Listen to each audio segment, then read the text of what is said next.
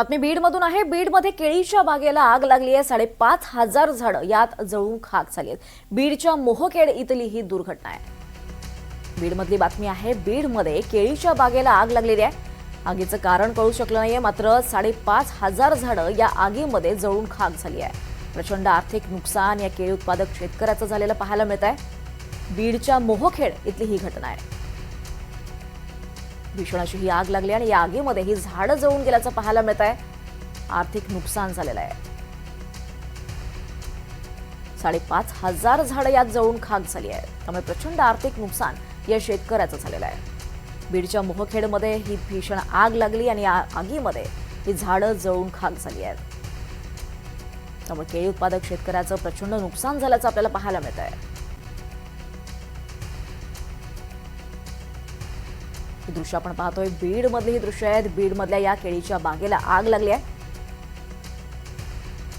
अधिक माहिती घेऊयात आमचे प्रतिनिधी आकाश सावंत यांच्याकडून। आकाश, आपण पाहतोय प्रचंड आग लागली या केळीच्या बागेला, काय नेमकं म्हणणं आहे आता शेतकऱ्याचं?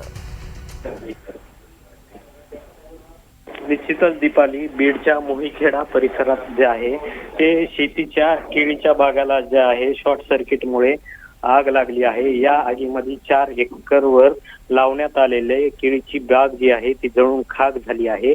आता कुठेतरी या शेतकऱ्याच्या शेतातून गेलेली जी डीपी होती, या डीपीला अचानक शॉर्ट सर्किट झालं आणि या शॉर्ट सर्किटमुळे जे आहे ती आग जे आहे ती केळीचं जे उत्पादन घेतलेल्या शेतकऱ्याच्या बागेमध्ये पसरली आणि या आगीमध्ये शेतकऱ्याचा सर्व माल जो आहे तो जळून खाक झाला आहे। ऐन काढणीच्या वेळेमध्ये ही आग लागल्याने शेतकऱ्याचं प्रचंड मोठ्या प्रमाणात नुकसान झालं असून या बागेचे तात्काळ पंचनामे करण्यात यावे आणि शेतकऱ्याला भरघोस अशी मदत जी आहे ती करण्यात यावी अशी मागणी जी आहे ते आता शेतकऱ्याकडून केली जात आहे। प्रशासन या सर्वांवरती कशा पद्धतीने कारवाई करतं आणि शेतकऱ्याला कशी मदत करतं हे पाहणं देखील आता दीपाली महत्त्वाचं ठरणार आहे। निश्चितच आकाश, धन्यवाद या सविस्तर माहितीसाठी।